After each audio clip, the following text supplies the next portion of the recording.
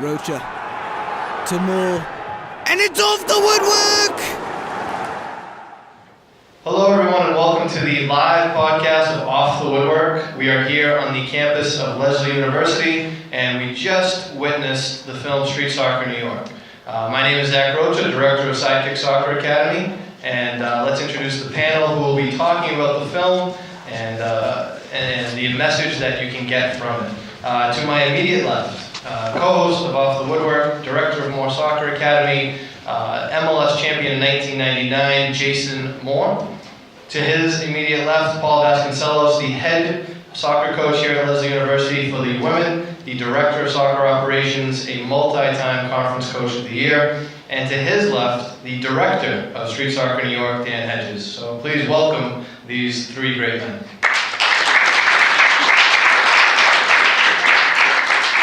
Dan, we'll obviously start with you. First off, congratulations on the completion of the film. Thank you so much for sharing the story with us. I guess the first question is real simple. What was the drive and motivation behind creating it? Yeah, thank you, Zach, for organizing this event and everybody for coming. So I guess started in 2008, 2009. I was working at a production company in New York City, and a coworker of mine and I were looking for an independent project that really spoke to us, and a documentary on a topic that we felt was important. We were searching all over, and we ended up reading an article in the New York Times with a very small blurb about the Street Soccer New York team. Lawrence Canada coached the players, what they had going on. So it really just jumped out at us. We're both sports fans. I grew up playing soccer in Needham, Massachusetts, and in high school. Continue to be a huge soccer fan.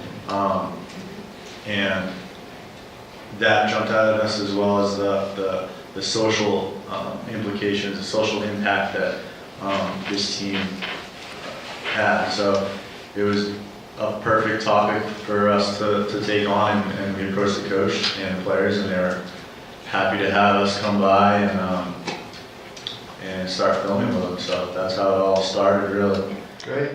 Jason, this is the second time you and I have had the privilege of hosting a movie about soccer and social and cultural impact change. The other one being Next Goal Wins, which is about the national team for American Samoa, the worst national team in the world, and how they rose and got their first win in 10 years. And just another great story.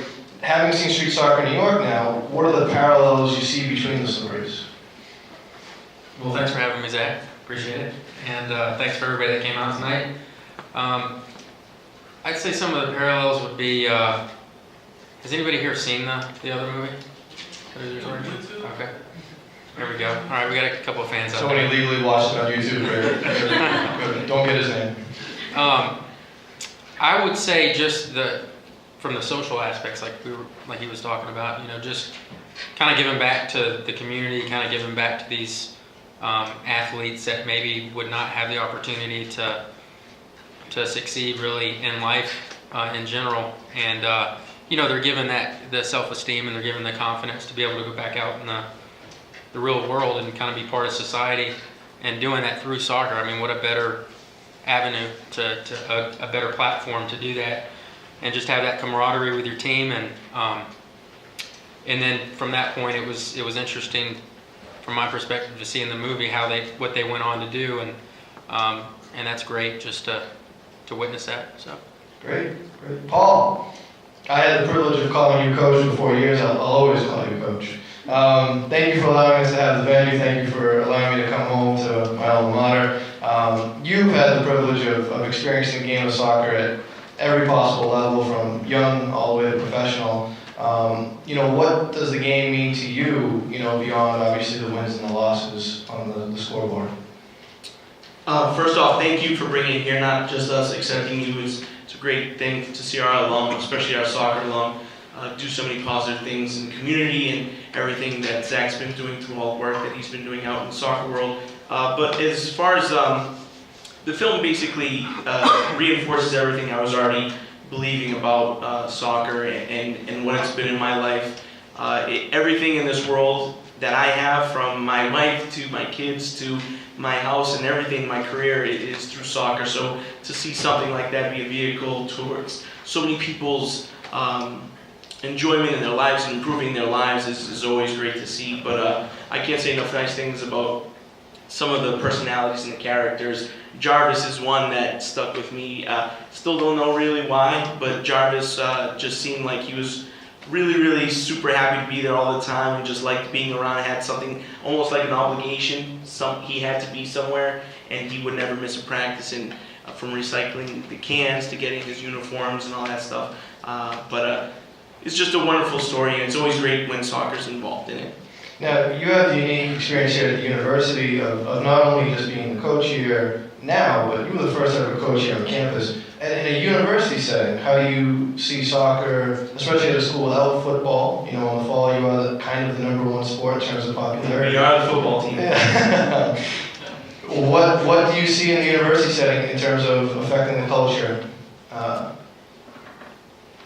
I mean, as I said, obviously here in Cambridge, there's only so many what they call helmet sports. So we are the largest team on campus. The progress we've seen over the last 10 years, as most of you know, Lesley was an all-women's university for over 100 years. So when they went through the co-ed transition, they knew that athletics was going to be a key part of that. And soccer being a big sport, not only roster-wise, but it's a great, most of the kids that play soccer, it's proven GPAs and academics. Those are kids that, you know, they would consider quote-unquote smart kids. But the progress that we've done here through the men's program and the women's program has been tremendous. And it's just through recruiting and getting kids from all over the country that want to play and love the sport. Obviously want to come to a world-class city and such, but it's all about the sport. It's all about the actual participation. Our kids are just as excited as the people that you saw in the film about just being around one another and that camaraderie. You heard it over and over and over again from the director that it was just about the camaraderie and being together. And whether it happened to be soccer, but it could have been anything. But in this case, you know, once again, I'm just proud that it was soccer. Yeah. Okay. Dan, going back to you. You said earlier on that you're from Needham, Mass, so you're local, you know. I know you now live in North Carolina. How did you end up doing a film about street soccer in New York? How did that come about? Well, I was in New York at the time. Okay. So after we read the article, we traveled up to the shelter, which is in northern Manhattan. It's kind of on an island called Ward's Island. So we traveled up there, and that was the street soccer team at the time. Was practicing at the gym you saw in the film. They practiced there and they joined a soccer league at Chelsea Piers, which is a really nice athletic complex in Manhattan. So they were playing in a league against teams of lawyers, you know, guys that work together, would play together. And, you know, you don't know who's who. These guys, they didn't know they were playing against a homeless team. There are now 2 teams in New York, and the organization's growing immensely right now. So yeah, that was just one team out of their 16 cities that participated in Street Soccer USA. And you just happened to pick the team that won the championship, huh?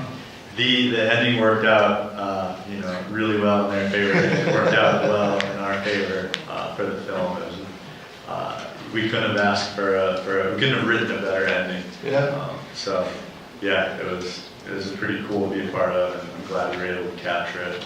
Good. Good. Jason, you're from Georgia, and we just saw a movie that basically is soccer in its purest form, right? 3-on-3, just roll the ball out and play. Try to see if you can talk to me about your personal experiences with the game, and I guess it's raw's purest form, and what that might be for you. I mean, it might not be obviously playing on the streets here or anything like that, but when you played pickup growing up, I mean, what was it like? Jeez, we're going way back. Look at the time capsule. No, actually, I mean, my childhood growing up, you know, nowadays with the academies they have for kids and all the resources they have is tremendous, you know, and it's a luxury today for the kids to see they, you know, have those roads they can take to up their game. And really, when I was growing up, it was kind of like after school, my dad would drop me off in an indoor facility to go kick it around with a bunch of grown men, you know, and I would just go out there and have fun, and not really knowing I ever really, would go on to be as successful as I did. But at the time, being a kid, it was just kind of playing against older guys and having to play quick, and it kind of forced me to look at the game differently as I grew. But yeah, I remember that, and whenever I wasn't going to school, I had a soccer ball and I was playing. So for all you kids out there that love the game, that maybe want to dream of being a professional player one day, make sure you're getting a lot of touches on the ball. That would be my advice. Now, one of the surprises we had in the film was someone was the same exact name as you. And that's not me. No. I don't think there's going to be any questions about that. Yeah. What other players, characters, scenes stood out for you from the film? Well, I'd say Jason Moore, actually. Not because of the name, but just one of the things that stood out was the way that he was really strong in his faith. He talked a lot about, he was the one praying for the team, and that's really carried me through with my career and some of the highs and lows, and that's been the one constant thing for me, no matter what I've been experienced as a number one draft pick to maybe sitting on the bench and not playing a lot. So I've been at both ends of the spectrum. So through those times, it's where do you turn and how do you kind of cope with those challenging times. And so that was one of the things that stood out, is he was the one that kind of brought the team together, and they'd ask him to be the one to pray for him and stuff like that. So I think that goes beyond soccer, and I think that spiritual part is great. Yeah, agreed. Paul, you mentioned Jarvis stood out for you. You've coached a lot of players over the years, men, women, children, everything. Any players in the film that you went, oh, that's just like someone I coached? Because I'll tell you this, the coach in the film... No, I already know the answer, so... The coach in the film, I thought it was Matthew McConaughey, But he was way too... I don't know how you cast him. He was much too handsome for the role, but definitely Dexter, because I had a lot of guys that played for me that thought they were better than they really were. Guys who had a lot of attitude, strong personalities, second-guessing coaching staffs, and those guys, the ones that are the smartest guys that walk into every room that they're in, those are the guys you have to worry about. So I had a lot of Dexters that played for me through the years, as far as someone that I can really relate to, but I can't get over Jarvis. That's my guy. He just had a generally great smile. He was always in a good mood, and they talked about some of the problems and issues that he had been going through, but always in a good mood. Okay, all right. Dan, do you have any favorite players? Are you allowed to say that? I think it was a pleasure to shoot all these guys. I mean, as you can see in the film, they're just such an energetic, and there's so much personality on that team that it was a pleasure to be around those guys and get to know them. Okay, all right. What's been the feedback of the film? How long has it been in production? What's the next steps for it? Where do you see it going? Yeah, so right now we're doing screenings, just trying to get it out there for people to see, and we are talking with a few on-demand distribution companies, so hopefully soon it'll be available on the internet to stream. And you can't illegally download it on YouTube, I think. All right. It's not up there as far as I know yet. Okay, all right. Now, what can you tell us about the history of the street soccer movement? I mean, how old is it? Where is it going? We saw some odd choices of cities from Montgomery County, Alabama, right? Mm-hmm. Yep. To Fort Worth, Texas, to New York City, to some of the bigger names. I didn't see Boston, though. There is not a Boston team. I think one was in the works a few years ago, never quite came to fruition. But I mean, any city could use a team. So if anybody out there, is into this movement, which is such a great organization, get streetsoccerusa.org has all the information you might be interested in. Get a Boston team going would be awesome. It would be awesome. The organization started in Charlotte. Lawrence Kahn, who's interviewed quite a bit in the film, started a team down there. He explains a little bit about it in the film, and he moved to New York, started a team in New York, and just spread the word. And it's kind of individuals that are into this organization want to start a team, we start a team, and it's in 16 different cities across the country, and there's women's league now.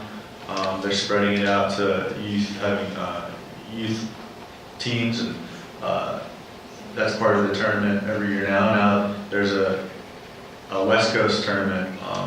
It was just in New York. Well, it was just in East Coast in DC. Now it's in New York and San Francisco. So it's just we're really seeing some momentum for it. Absolutely. Great. Okay. Now, aside from the updates we saw in the film, any other updates on the players? Do you keep in contact with them? You know, and anything you can offer there? Lawrence, the director of the Street Soccer USA organization, he makes it a goal to stay in touch with as many players as he can. He told me that Ray, who is one of the goalies on the team, he's now traveling the world. He's a chef with the Ringling Brothers Circus, or Barnum, I'm not sure, Barnum would be like one of the major circuses. He's traveling the world working as a chef, incredibly successful. This is a guy who's homeless 4 years ago. Yeah.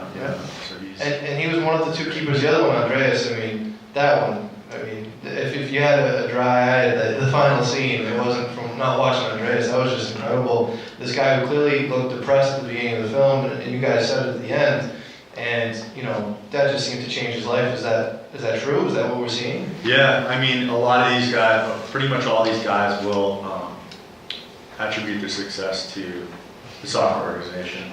75% of participants that get involved in Street Soccer USA find jobs, housing, reconnect with families within a year. 75%. That's through soccer. That's a huge number. These guys will, this is why. Street Soccer USA is why. Yeah. So the momentum's going. Hopefully we can just keep it growing. Any last thoughts, guys? Or good. All right. Well, I thought that was a great film. Thank you so much, Dan. Thank you, Paul. Thank you, Jason. Thank you to my staff, Joe Maclean, Myles, Kramer, and Kocandrle. Everyone who came tonight, thank you so much. If you want to learn more, streetsoccer.org, or we'll have a link on sidekicksocceracademy.com as well. A big thank you to Lesley University for hosting us tonight. And again, thank you for all of us for coming out. Thanks, guys.